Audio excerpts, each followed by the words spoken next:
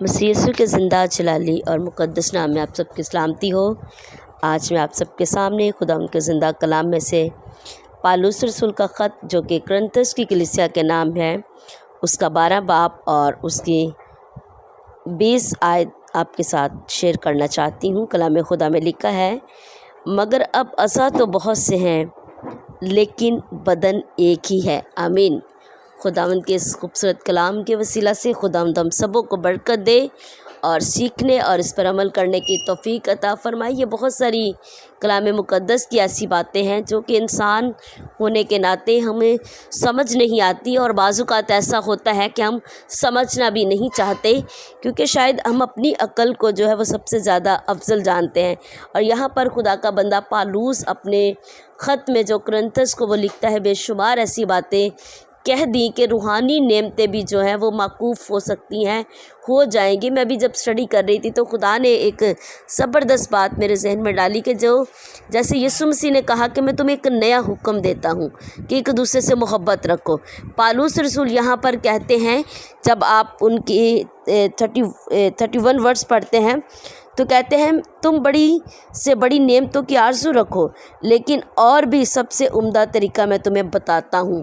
अब नेमतों के बाद उम्दा तरीका क्या है? रूह की कितनी 9 नेमतें उन्होंने बता दी हैं, और फिर उन्होंने बदन के अज़ा जो हैं वो बताए हैं, और रसूल और जो शागिर्द हैं, नबी हैं, पैगंबर हैं, ये क्या है? बदन के अज़ा हैं। और यीशु मसीह क्या है? बदन है। हम उनके क्या है? मुख्तलिफ पार्ट्स ऑफ बॉडी हैं मसीह की। लेकिन वो एक और ऐड करता है, रूह की नेमतों में वो एक और नेमत ऐड करता है, वो है मोहब्बत।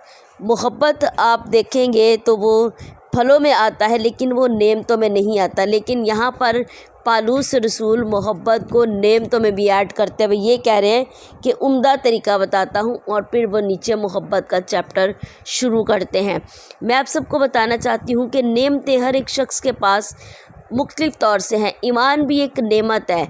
अब हम कहते हैं अब्राहम ईमानदारों का बाप था। मैं ये बताऊं कि आप और मैं शायद अब्राहम के ईमान के लेवल से नीचे होते हैं। क्यों? क्योंकि उनके पास वो नेमत थी, आपके पास शायद ईमान और मोहब्बत नेमत हो, ईमान उस तौर पर ना हो। ईमान जो है हर ईमानदार में मौजूद ज़रूर है। जो अरूज पर ईमान होता है वो एक नेमत होती है। हम उस तरह से उस ईमान को प्रेजेंट नहीं कर सकते जिस तरह के अब्राहम ने किया, क्योंकि अब्राहम के पास ईमान जो है वो नेमत के तौर पर थी। ईमान हमारे अंदर कलाम को सुनने के बाद, पैदा होने के बाद, एक वो तासीर है जो हमारे ईमान को ग्रो करता है और चीज़ों को रिसीव करने के लिए हमारे बदन में एक नेमत है।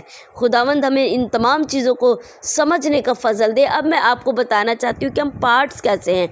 आँख अपनी तौर पर काम करती है, कान अपने तौर पर काम करते हैं। अपनी बॉडी पर नज़र करके कलाम को सीखने की कोशिश करेंगे हम।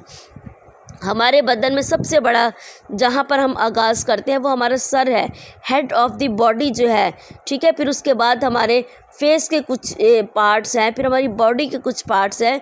कितने सारे पार्ट से मिलकर एक बॉडी जो है वो बनती है।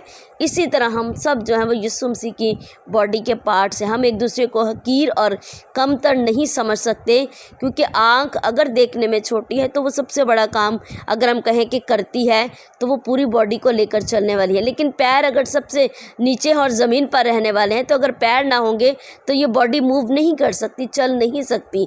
तो फिर हमें क्या लगेगा कि पैर सबसे ज़्यादा कीमती हैं। अगर हम हर एक अज़ा का काम उसके तौर पर देखें तो हमें अपने बॉडी के तमाम पार्ट्स बहुत अहम लगने लगेंगे। इसी तरह जब हम एक दूसरे को बड़ी इज़्ज़त की निगाह से देखेंगे और मोहब्बत से जो है वो देखेंगे, तो हमें हर शख्स अपने आप से अफजल लगने लगेगा, क्योंकि जो नेमत उसके पास होगी वो आपके पास नहीं है। नेमतें तरह तरह की हैं। हर एक शख्स को खुदा ने मुख्तलिफ़ नेमतों से नवाज कर मुख्तलिफ़ तौर पर इस्तेमाल करता है।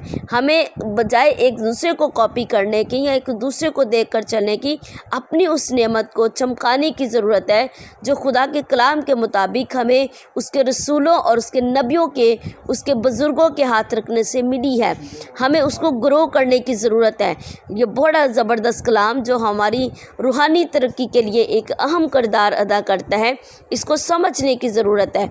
मैंने कभी नहीं कहा कि मेरे मैसेज में कि रीड कीजिए, लेकिन मैं آپ سبوں سے یہ کہنا چاہتی ہوں کہ پہلا کرنتھیوں اس کا 12 اور 13 باب ضرور ریڈ کیجئے، کیونکہ یہ ہماری روحانی ترقی کی ایک بڑی زبردست گروہ ہے اور اس کو ہمیں اپنی زندگی میں لینا اور اس میں بڑھنا ہے۔